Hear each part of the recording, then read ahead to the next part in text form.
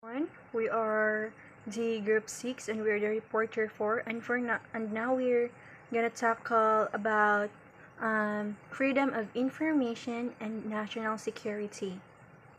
What is freedom of information or FOI? FOI.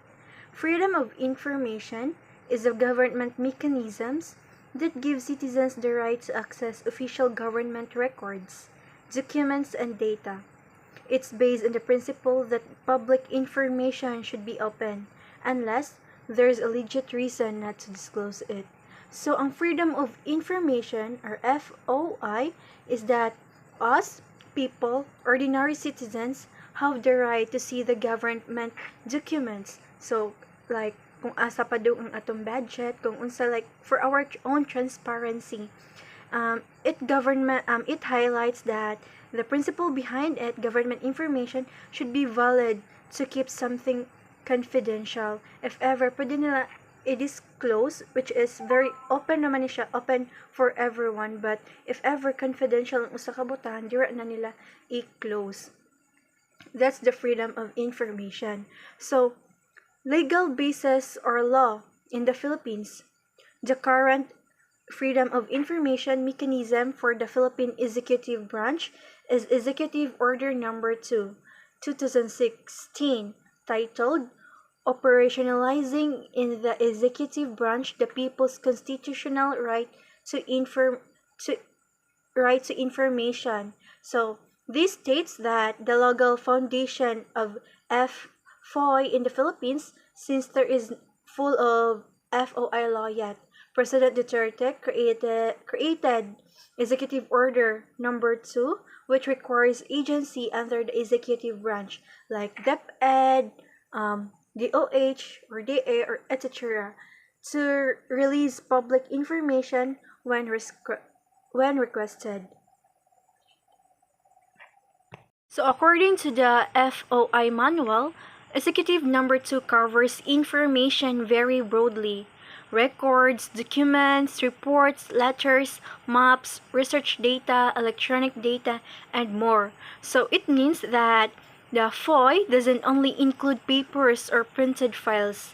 It includes digital data, reports, maps, letters, and more. Basically, almost all the forms of government information are covered. So, tanang government information na address sa FOI.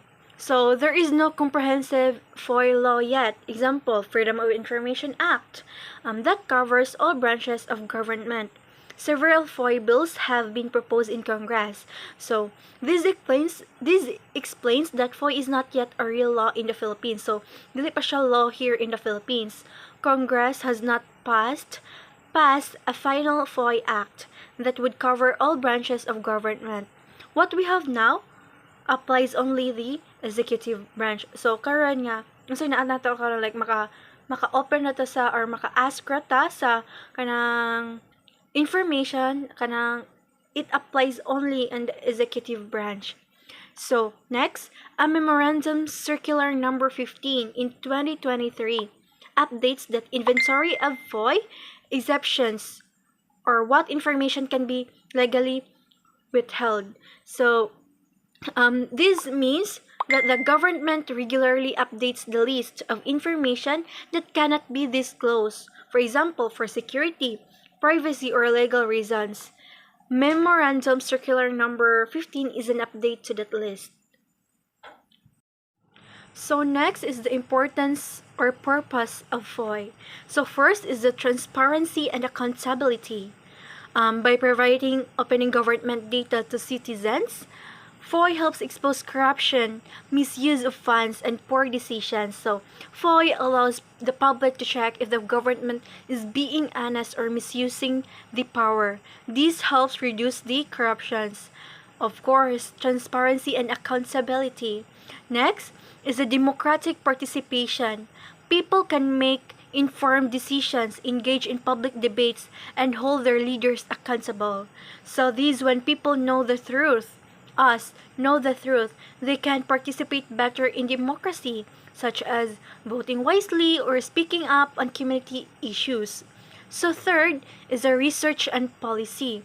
academics, journalists, and policymakers can base their work on real data from government. So this means that the researchers and the journalists often need official information. FOI helps them access real data so their findings are accurate. So since this is very important sad, it is because researchers or the journalists dapat ilang ibalita is ilang information is accurate. So this ang FOI makahelp nila because naman dito ang mga data so they can access there. So last is the trust building. First one or last is a trust building. When citizens see that the government is being open, it builds trust. So it means a transparent government earns most trust because people feel like government is not hiding anything. So makabuild yung trust, no? Next is how FOI works, how freedom of information works. First, any Filipino or citizen can file a request under Executive Number 2. It means that anyone, not just journalists, not just researchers, can request information. FOI is very open. FOI is for everyone. So next, the second one is the requests go through the FOI platform online or by paper. So it means that citizens can request information using the official website katong Freedom of Information gov.ph by submitting a physical letter to the agency. So it could be nga i-digital na siya or by paper. So third one is the concerned government office must respond within 15 working days. It may extend the period by 20 working days for complex or voluminous requests. So it means that government officers are required to answer quickly. So it means nga kanang mga government workers or officers are required to answer quickly about the citizens' questions or the mga needs sa citizens.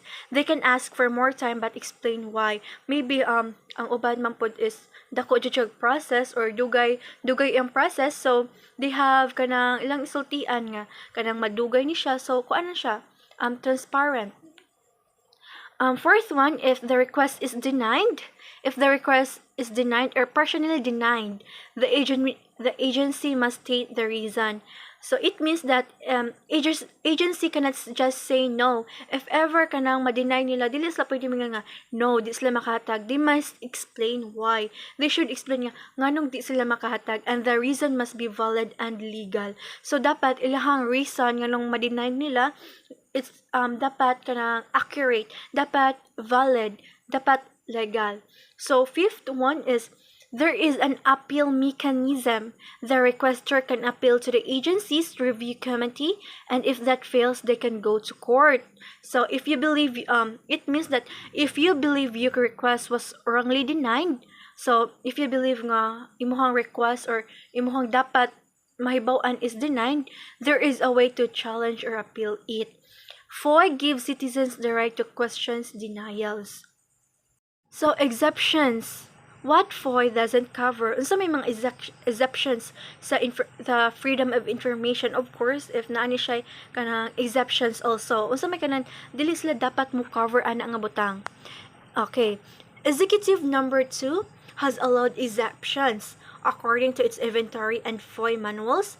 Information under executive privilege, example, certain internal deliberation. It means that high-level discussions between top officials cannot always be shared. So, of course, dapat sila mga kanang dapat dili ipa-cover. Officials cannot be always be shared. Of course, samot na sa high level. So, second one is a privilege information related to national security, defense, or international relations. It means that sensitive information that can be in your country cannot be released. So, yeah, this is very true, no? The sensitive information, not all information are kanang very open ba nga dapat jud nga kanang very open lang, lapi ibang information nga sensitive nga dapat pud i-cover, dapat coveran. So, number 3 is the law enforcement or public safety.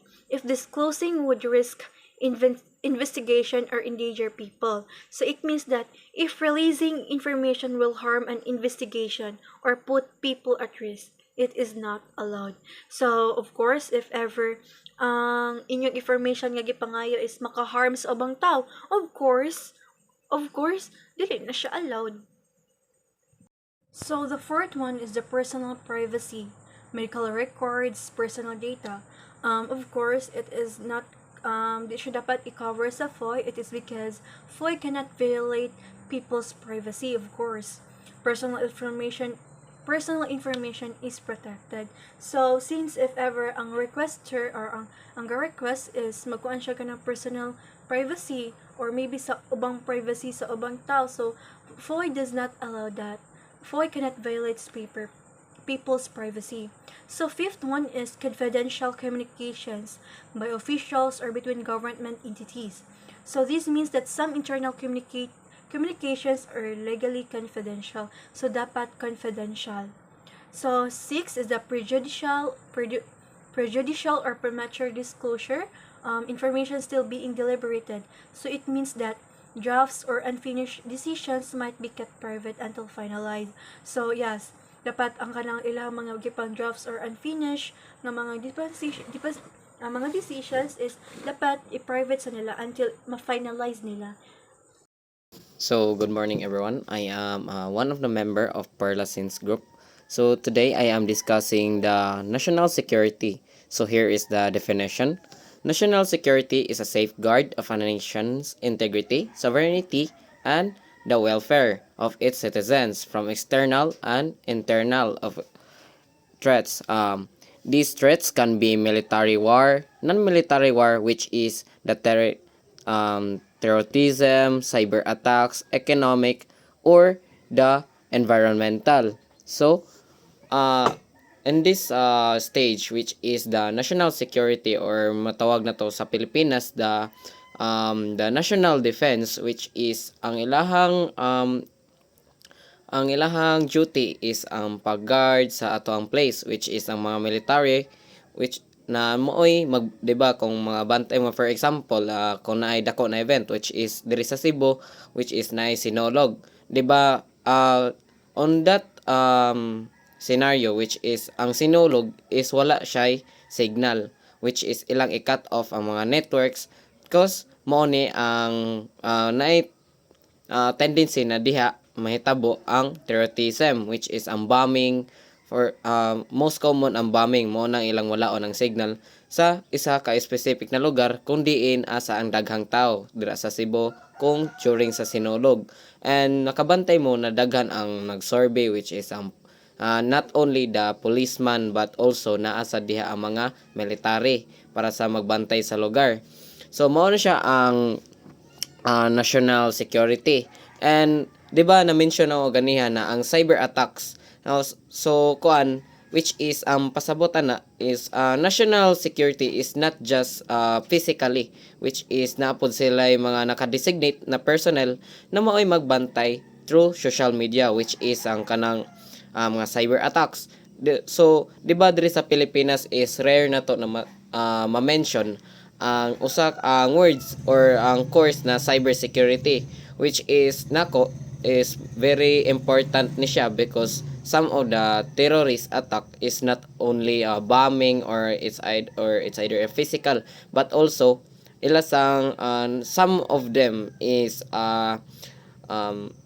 social media literate or computer literate, which is kayang mosulod og mo take og mga confidential information from the government, which is maong naay mga cyber security para mo against sa cyber attack sa terrorist or the other individuals. Is 'di ba sa una is ang nagdakop ni Onel de Guzman, which is mo ang nagbuhat sa I love you virus way back how many years na to siya, nakalimot ko, but si Onel de Guzman is the first Filipino na nag-create sa virus sa computer, which is ang nagdakop niya is from national security.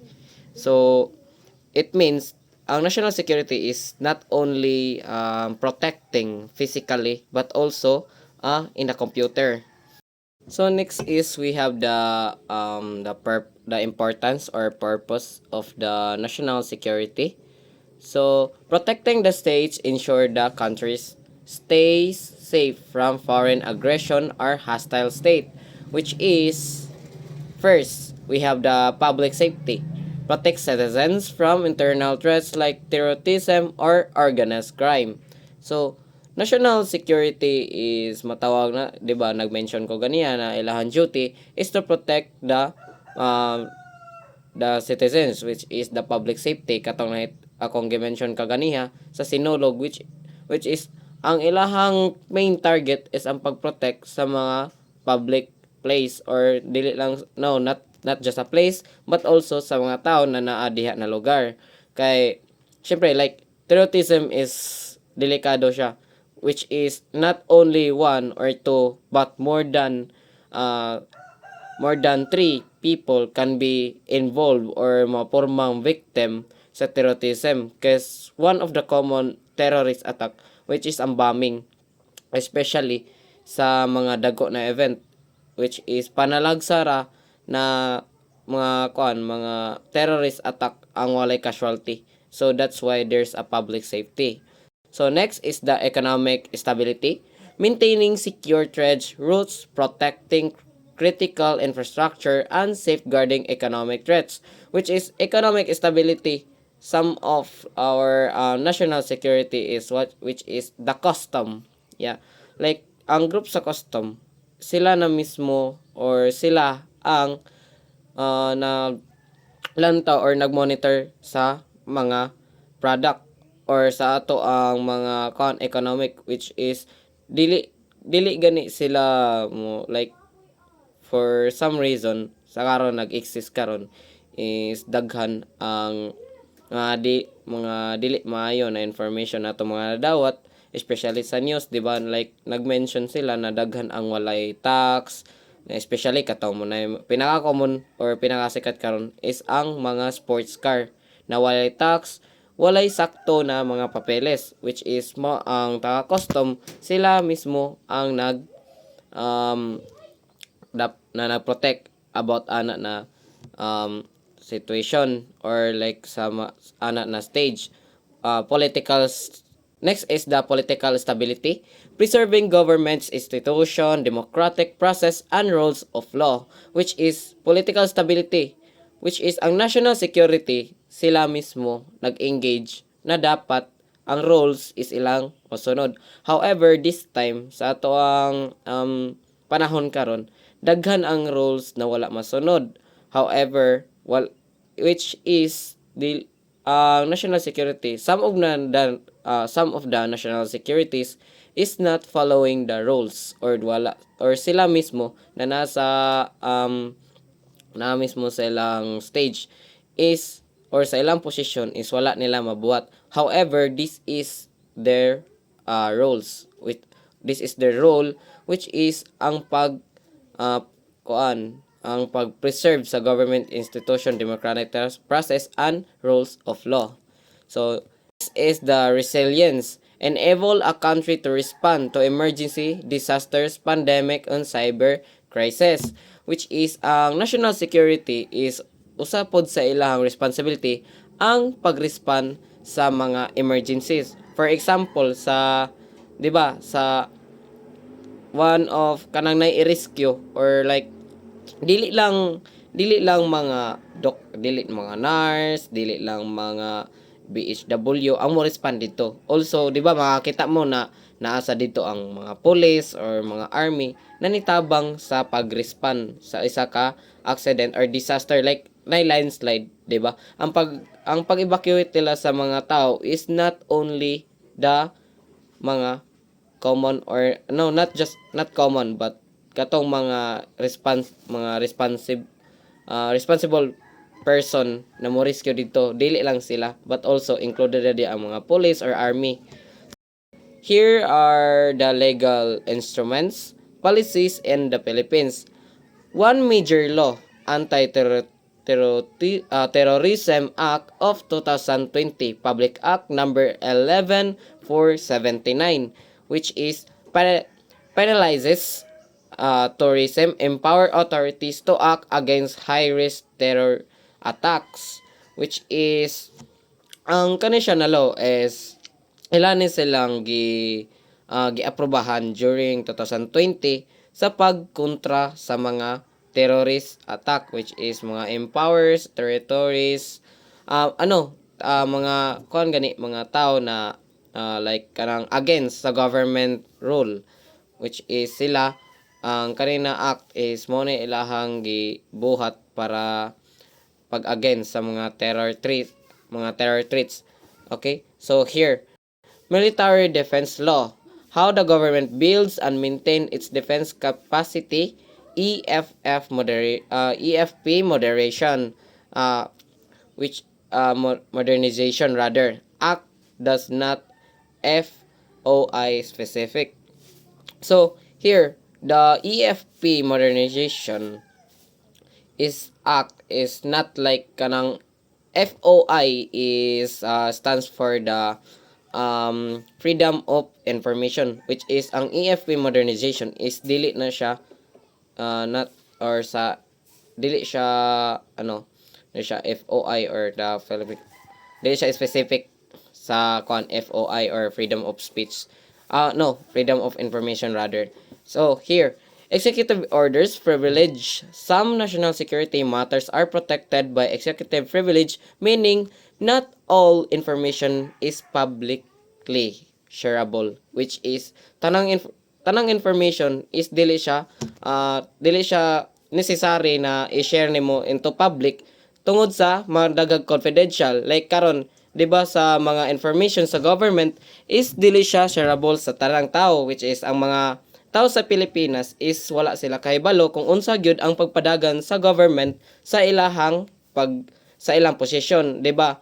Like karon na shock lang ang mga tao tungod sa daghan ang corruption na nahitabo, which is wala ma-share sa una tungod sa gigamit sad sa uban ang ilang posisyon para dili ma-share dito sa tao kung unsa ilang mga dili maayo nagibuhat. Like karon, 'di ba, maka-question ta, ganong wala kay balo ang mga tao sa Pilipinas na daghan na day corruption, but because not all information is shareable publicly. Mo na siya ang executive order or privilege sa national security. Ang problema lang kay sa ato ang higher position diri sa Pilipinas, daghan ang nag-abuse. So that's the executive orders or privilege. So here, national security interacts with FOI or freedom of information. Exceptions in FOI. So first, here the national security is explicitly one of the exceptions to FOI. Some information can be withheld is disclosing it would harm the defense, international security of foreign foreign relations. So which is ang FOI or freedom of information is not like, 'di ba, naka-mention the freedom of information, which is yes, na freedom, but not all information is dapat i-share tungod sa mga confidential na mga files kay which is pwede mang magamit gud sa terrorist pwede magamit sa terrorist ang kanina information, which is can be used into cyber attack, 'di ba? Like kung mag-leak man gud nga isa ka confidential information, pwedeng i-grab sa mga cyber attackers or kanang mga cyber attack sa ilahang mga file, which is nahitabo na ni sa una during 2019, I guess, or not, I don't remember the exact year na nahitabo sa pag cyber attack sa file sa national government. So here we have the balance. The government must find a balance. Transparency is good, but not the cost of exposing sensitive data that could harm the country, which is mo ni akong gimension ganiya na sa not all the information is shareable, but there's a transparency, which is mga information nila na pwede nilang i-release publicly, like kanang sa mga 'di ba ang media is mag-question sila kung nay press conference sa mga like kanang sa mga spokesperson, 'di ba ni Harry Roque sa una dagag mga pangutana, which is kato iyahang mga gipang reveal or iyahang mga gipang tubag is isa information dili gikan niya lang, dili lang gikan or iyahang opinion, but from the government or sa ilahang administration, which is pwede siyang ma-share. However, nag-mention diri, but not at the cost of exposing sensitive data that could harm the country, which is ang kana 'di ba, some of the information is pwedeng makapa-trigger sa mga tao sa Pilipinas, which is pwede siyang mag-cause og mga panic, like kanang for example, 'di ba karon kay some of the information is dapat nilang i-fix unta, 'di ba? Like karon is na-expose na ang corruption is mo din na sa kwan, 'di ba? Unsay nabuhat sa Pilipino, naka-trigger siya og mga daghang opinion, which is mas nakapagubot. However, nakatabang siya sa unsa man sa pagdungog sa mga opinion sa mga tao, which is mao to ang naay protest. However, ang protest ato na time is na I think para lang nako is na failed ang pag protest nila kay imbis na kanang madungog, which is nagubot noon. I don't know lang kay wala ko mulantaw jud sa exact news ana nila. However, the najoy kanang mga gubot. So here, uh, challenge and risk the overclassification. Government might label too much information as national security to avoid scrutiny. So, no, mo na siya ang challenge or the risk, overclassification. So, some of the government is makapalik sila og mga information, some are abused tungod kay dili sad madungo, dili makaibalo sao. Some of the mga candidates, 'di ba, like kanang ilang gigamit na lang posisyon para lang dili sa mag-leak. Mo ni ang pinaka-challenge gyud or risk sa sa kaning national security kay dili wala man ta kay balugod na kung unsa jud ang ilahang gibuhat sulod sa government. So here mo ni akong gi-mention kanya, abuse of power. Authorities could hide mismanagement or corruption behind security excuses. O di ba? Like daghan sa ato ang mga uh, Filipino citizen, which is nag-question ngano, 'di ba? Like nganong nahitabo na, nganong wala ni mahibaw isa una na sa kadaghan niaging presidente, nganong gamay ra ang nahibaw na like dugay mahibaw ang corruption tungod kay gigamit nila ang ilang power or authorities nila sa ilang posisyon para dili maskan, like dili nila maskan ang ilahang mismanagement, like kanang idiretso nila, di ba, or like na sila connection into securities para diretso na, like kanang di ba ang corruption is dugay na hibaw-an. So mo na siya most common na nahitabo diri sa Pilipinas. So here, the next is the transparency and sincerity. Too much sincerity weakens democracy. Too much transparency can compromise security operation. Mo ni ang problema. Like, kung too much ang transparency, ang terrorist, daghan sila chance na mo attack into our government. Like, kanang mas magubot na noon. However, ang secrecy is nagpawik sa democracy. Like daghan ang mo abuse na noon. So here, why national security is a critical in FOI discussions. Here the information.